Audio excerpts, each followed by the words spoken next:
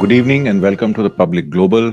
Today we mourn passing away of Sardar Manmohan Singh, who was the Prime Minister of the country, and before that he also held the finance portfolio during the PV Narasimha Rao government in 1991. And his passing away is a big loss for the country, as being said by the Prime Minister, his cabinet, and senior leaders of the Congress parties have gone to pay homage to late Sardar Manmohan Singh, who passed away last evening at the age of 92. And he came in from Punjab on the East Punjab side when we had the partition of India, when two countries were created in India and Pakistan. And he came in from there, studied at Cambridge and Oxford, and was a big reformer, an RBI governor, a philanthropist, economist, and a successful prime minister, so as to say, because the liberalization, globalization, and privatization, the formula was given by Manmohan Singh 1991 to take forward the Nehruvian legacy of a socialist welfare state, where he gave various schemes like the Manrega schemes, the Right to Information Act, the RTI Act, the Right to Education Act, the the Right to Food Act. All these reforms were ushered in during Manmohan Singh's time. The whole nation has been addressed as a 7 day mourning on passing away of our late Prime Minister. However, the economic reforms steered by Prime Minister Manmohan Singh, and in his tenure, we have seen growth at the rate of 8.5% GDP, and also industrial growth at about 9.5%. We have never seen a growth rate like that before. Inflation was well under control. The farmers were happy. He had even gone to Vidarbh and offer a 3,570 crore rupees, compensation for the farmers who lost their cotton crop. That's a big thing for a prime minister to give, because we saw subsequently the various prime ministers which have come after Manmohan Singh, including our current prime minister, Modi ji, Prime Minister Narendra Modi, and before that even Atal Bihari Vajpayee government did not do so much for the farmers as Manmohan Singh government did.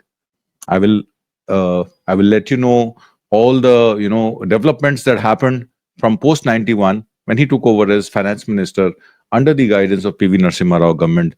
And also he was a big economic reformer, an economist who steered the economy as a finance minister in the 90s, and in the policy employed by the UPA government with him at the helm as prime minister, spurred industrial growth, lifted million out of poverty, swelled the middle class, and revitalized Indian businesses. However, he steered the landmark Indo-US nuclear deal, which gave a glimpse of Singh as the politician. It was always misunderstood because he was alone standing between the right wing BJP party and the left wing communist parties, and the both were against the nuclear treaty that US and India forged to bring in energy security into the country. He was the alone lonely wolf who went to US and got this treaty executed. And he was admired by world class leaders. Even in US, Barack Obama had all praise for him, saying that he is a visionary and he can steer India from a third world country to a first world nation, with incomes growing during his tenure. Real estate was booming, businesses were booming, private sector was doing well, and simultaneously, a lot of public sector reforms that he undertook were basically went on to establish, employment and businesses across lines, across industries. And we saw a good, liberalization program where foreign banking came in, FDI came in, and a lot of jobs were generated. I was also out of college at that time, and I was lucky enough to get a job with a private foreign bank. A lot of opportunities for us to get jobs at that point of time because economy was opening up, and liberalization helped us secure a lot of experience that we gained, and it helped us secure incomes for us for our family to grow. So I would really like to thank Sardar Manmohan Singh for his visionary politics, for his visionary, leadership that ushered in this country whereas we are now the fifth largest economy in the world. It was all started by him, and we cannot deny him the credit for that. He put his government in the line. As I said, he resisted a lot of pressure from within the Congress party. If you remember, he wanted to decriminalize politics, and one of his bills was torn away by one of the stalwart of the party. But then he stood against it. He never said anything, and the gentleman went and apologized to Manmohan Singh that I did wrong, you were right, and we should have listened to you then. And now what we see is we see all kinds of criminals in politics, inside the parliament, taking things, grabbing opportunities, and also doing mudslinging to another opposition leaders. They don't let parliament function. If it was for Manmohan Singh, who wanted to decriminalize politics, all these things wouldn't have happened. When you saw in the last winter session how people were pushed and how people were hurt, and blame game started, that who was pushing whom.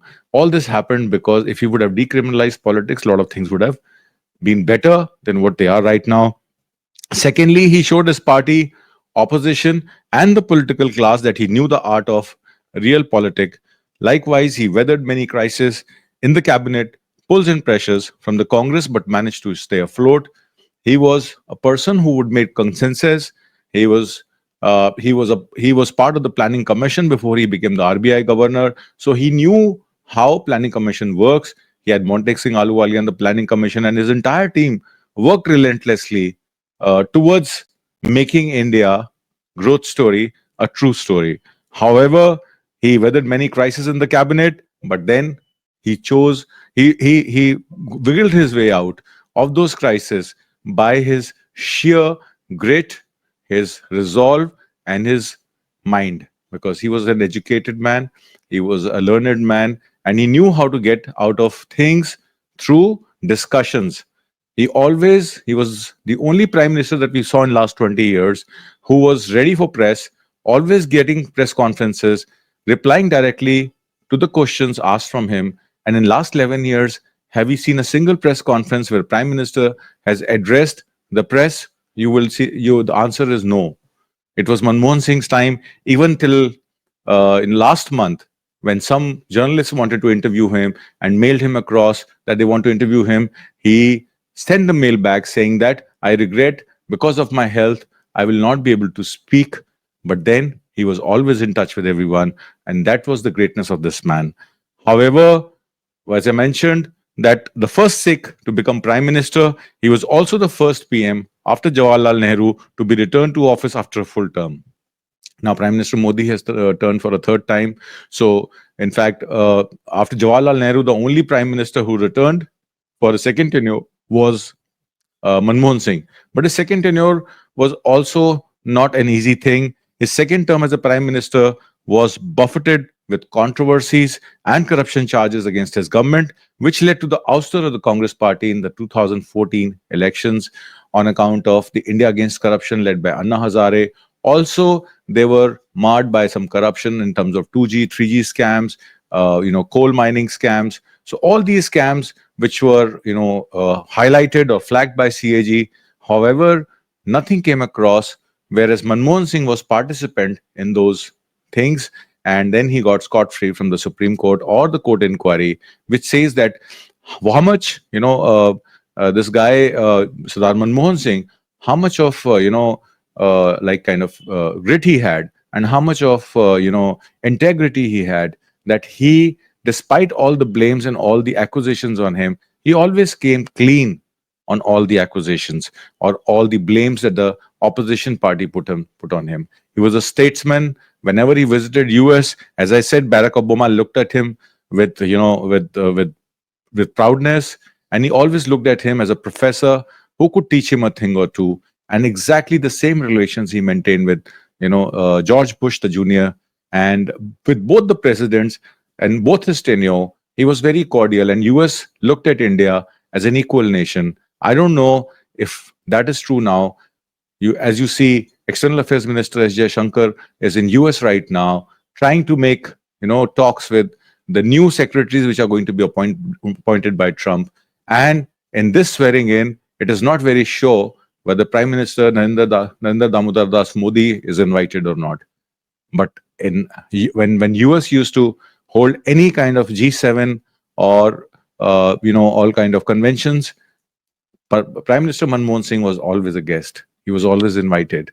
That's the difference between the new regime and the regime the legacy that the Manmohan Singh government left.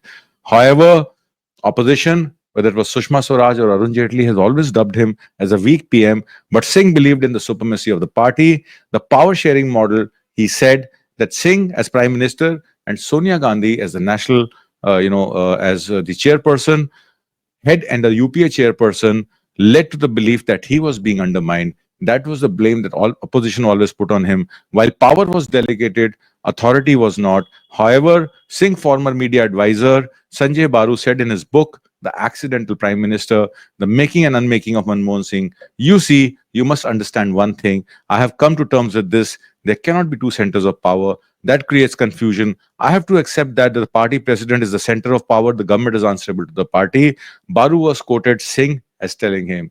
Today, Sanjay Baru would be regretting what he wrote in his book because integrity and the love for nation of Manmohan Singh and his work, which he did from 1991 to 2014, cannot be avoided or cannot be, undermined. He was a great statesman, a great leader, and an economist who steered India from real bankruptcy. We started where our gold reserves were depleting, and we were on during the VP Singh's government, if you remember, before Atal Bihari Vajpayee government came in, we were actually sending our gold abroad to get money foreign exchange because we were short of foreign exchange. But what Manmohan Singh did, the fruits of that labor is being enjoyed by the governments even 11 years from now. So that's the legacy of him. Starting his career as economic advisor is in the Ministry of Foreign Trade in the early 70s. That's where he started. He later held several posts, including the RBI governor, deputy chairman of the Planning Commission, and chairman of the UGC. However, Singh's life and Indian economic course changed when he took over as finance minister in the Narasimha Rao government in 91. As I mentioned, that's where it all started. He was a consensus politician with strong convictions, and he had a rare skill of not letting ego and verbosity get the better of him. A break with his ilk, much admired and criticized. Singh, a six-time Rajya Sabha MP, deployed a mix of convictions and tact all through the storied political life, sometimes surprising and many a time disarming and confusing his peers, friends and rivals who would tend to underestimate his political acumen. So, as I said, when the left made life difficult for him, Singh did not flinch. He engaged them in dialogue, but kept the nuclear deal alive. And when the time came, he delivered a tough message to Prakash Karat and company, the left-wing parties, that India cannot renegotiate the deal, and if they want to withdraw support of his government, they better do. However, he secured the support of Samajwadi Party with Mulayam Singh Yadav at that time in a crucial test of vote in 2008 July and turned the tables on the opposition. But Singh, whose former US President Barack Obama reckons as a man of uncommon wisdom and decency, was rarely ready for an open confrontation. But he was firm on his convictions at times.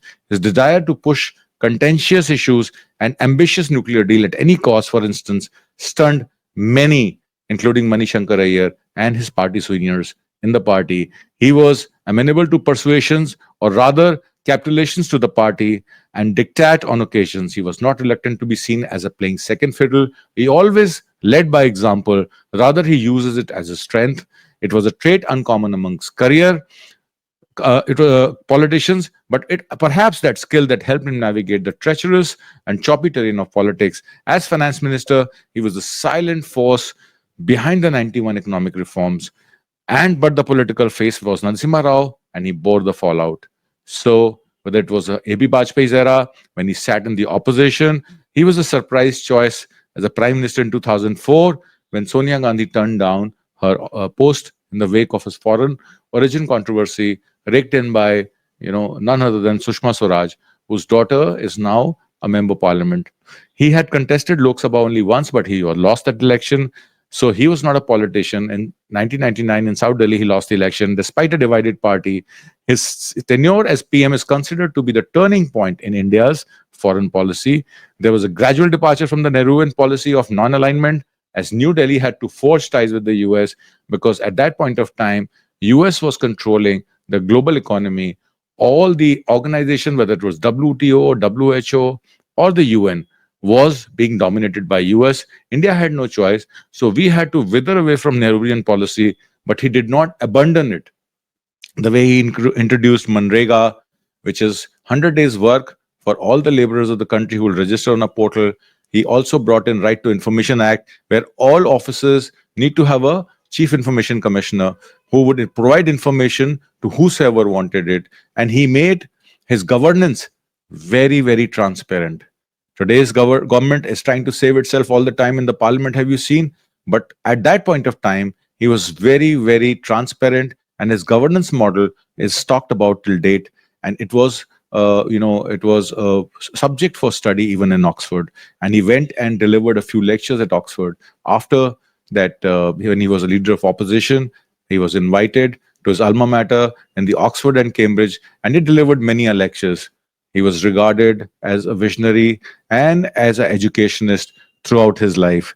However, whenever he spoke, people listened, particularly because of his deep knowledge of economic issues, as well as the fact that he understands India rising as successfully, prompting Obama to say once, when the Prime Minister speaks, people listen, particularly because of his deep knowledge of economic issues, as well as the fact that he understands that as India rises as a world power, not just the regional power, and it also has enormous responsibility to work with the rest of the world community around issues of peace and prosperity. However, the buzzwords during the UPA 2 government were policy paralysis and corruption, which dented his image. However, the BJP often alleged that he was weak and was remote controlled by the Gandhis. But Singh knew his legacy would ensure. I honestly believe, as in a quote, as he said, I honestly believe that history will be kinder to me than the contemporary media, and for that matter, the opposition parties in parliament. I cannot divulge all things that take place in the cabinet system of governance. I think, taking into account the circumstances and the compulsion of the coalition polity, I've done as best as I could under the circumstances, he said towards the end of his term. And he said, people will remember me for the work I did. And surely, Sardar Manmohan Singh, we do remember you for your work. I hope and I pray that to the departed soul that he rest in peace on the feet of the Almighty. And thank you very much for providing us with a fabulous opportunity to steer our country onto a growth trajectory. We surely, I hope you like our program, and on this tribute of Manmohan Singh, we slowly believe that what we need now is another Manmohan Singh to take us to be the most developed country in the world. And I hope we'll find someone soon. Thank you.